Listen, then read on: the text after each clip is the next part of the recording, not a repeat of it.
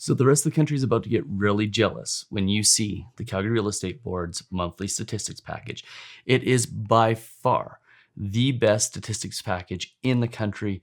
And Anne-Marie Lurie, who does this, she is the Calgary Real Estate Boards economist, is simply put the best in the business. And you're going to see why they are so great and why she is so great in this video. But before we get into it, do me that favor, hit that subscribe button, hit that notification bell, please hit that like button so more people like you can see this video. And don't forget about our race to 25,000 subscribers, where one lucky subscriber is going to win $5,000 to put towards their registered education savings plan, their registered retirement savings plan, their TFSA, or if they want, just to simply pay down their mortgage. So go ahead, click that subscribe button. It's free, it's easy, and it's definitely worth it. The definitive guide on how to manage your credit, product, and elite price in that order. It's never been more important to get your mortgage right. Okay, so let's get into it. Let's get into the June real estate update for the Calgary Real Estate Board. This is, like I said, absolutely phenomenal. They do a better stats package than any other market that I've seen in the country.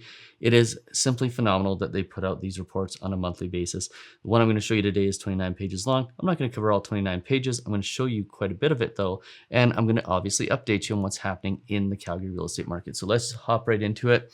I'm going to pull it up on the left side of the screen here and run you through the City of Calgary stats package for May of 2021. Now, obviously, we do the June real estate updates for the previous month, that being May, and Calgary's market was pretty interesting this last month. So let's start with the press release that they put out. Their title, their headline this month is "Inventory Rises, but Sellers Market Conditions Still Remain." So unlike Ontario, unlike Vancouver that have seen a slowdown, the Calgary market still continues to rise. Like I've said in other videos, Calgary, Alberta, Saskatchewan, Winnipeg all seem to be a couple of months behind what is going on in the bigger markets. And that's typically what happens when we're seeing these sort of crazy markets, is the prairie markets tend to lag the other markets. Now, that obviously isn't true when there's an oil boom or things like that going on, but that's what's happening pretty much right now. And what we're seeing is residential prices increase. So this month, they're up 10.6% year over year. They're up 1% over the previous month, so in April. And we're seeing sales increase, obviously, year over year because of that previous year's baseline numbers. We're seeing new listings increase significantly, up 88.6% because of last year's baseline numbers. And we are seeing inventory increase. And that's really going to be the interesting story here, because there's more inventory and there's more new listings now than there has been in any other time in the last 5 to 7 years. And I'll show you that when we get to the graphs. But the one that is really, really interesting here is the months of supply.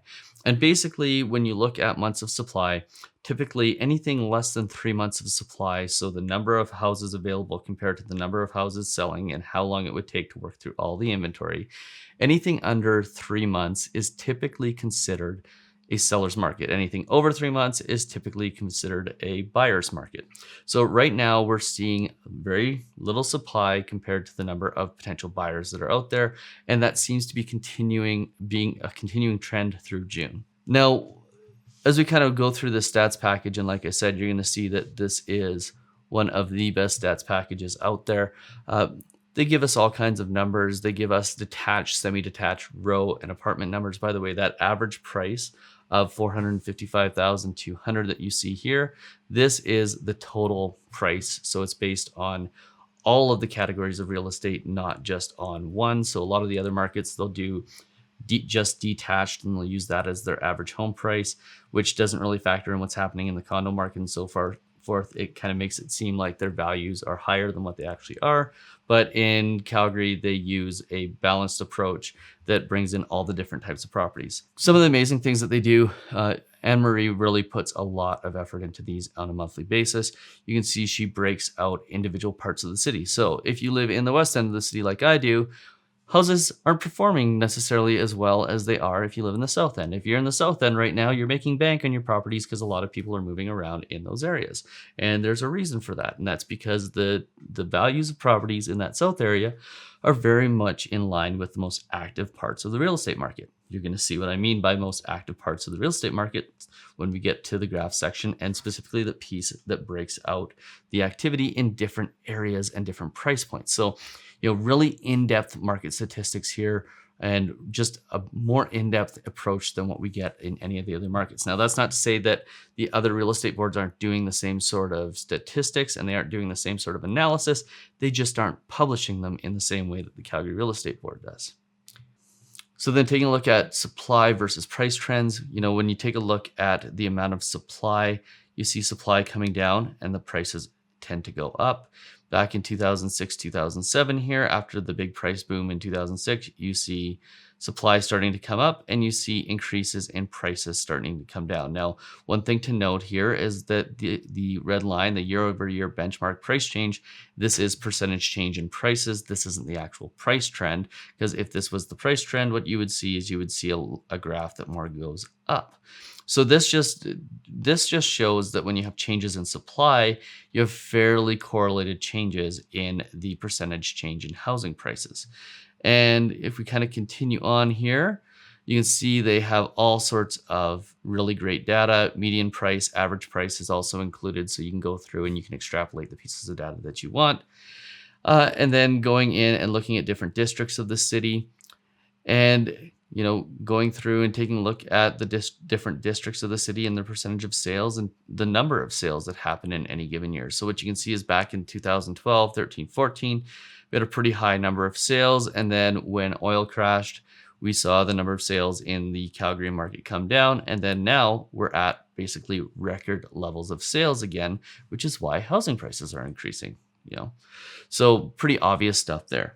Now, there were a couple of charts that I really wanted to point out, this being one of them. Obviously, it's cut off at the end here, but the part that's cut off is $1 million plus houses. The chart just trends down. But what's interesting is that in 2018 to 2020, you can see that most of the activity was in this $300,000 to $400,000 range. What we're seeing now is that the most significant amount of activity is in the $400,000 to $499,000. That's because housing prices have shifted up. The average home in Calgary is no longer worth just under $400,000. It's worth about $450,000. So therefore, we end up with the most activity in this higher end piece or the market, the $400,000 to $500,000 price range. So we're basically seeing this shift in the price points that Calgarians are purchasing in, and a lot of them are moving up to bigger houses and bigger spaces.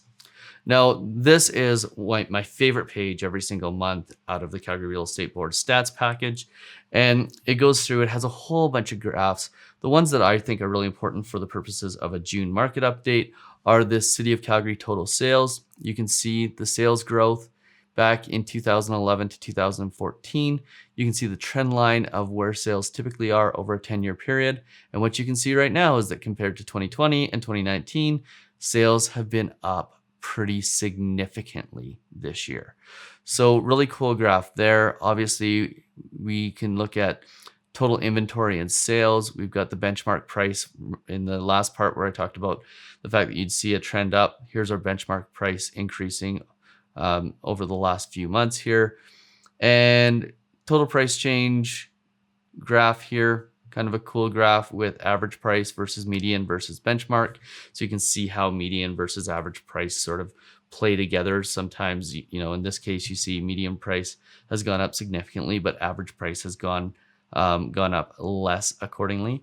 And what that tells us is that we have a lot more higher end homes being sold, and that's pulling up the values in the market. So just a really amazing stats package here.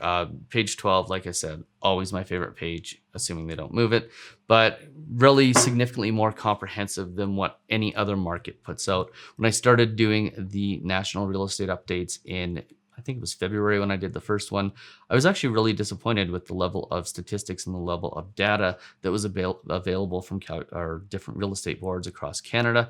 I understand now why Stats Canada uses new home sales values as opposed to data that comes out of the resale market and out of the real estate boards. It's because the real estate boards are completely all over the place.